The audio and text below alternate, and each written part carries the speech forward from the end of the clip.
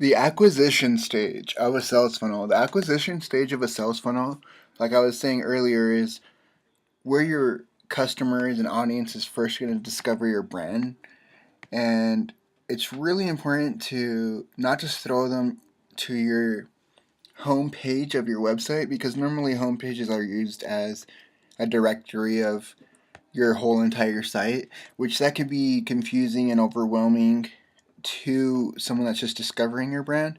You want to more handhold their experience of discovering your brand by using a landing page or landing page, sales page, or squeeze page to kind of like let them know what they need to know in order to make the decision that you want them to make.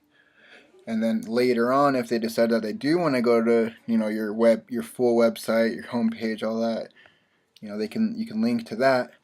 But you want them to hit your landing page, which we'll talk about a little later on in this course. But once they go to the landing page, it's just like a guided onboarding experience for them to get to from where they're at to where they need to be to make the decision that you want them to make. And think of it as just where the traffic's coming from, where they're learning about your brand. Is it Instagram? Is it your Google AdWords and SEO? Is it your Facebook page or your Facebook group that they're discovering your brand? Or are they finding it because you put up billboards or posters, or you're out there talking to people about it, or you have resellers or affiliate marketing? All of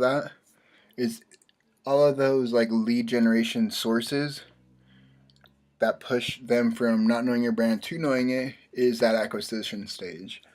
So now let's move on to the next stage, which is the activation stage. Here we go.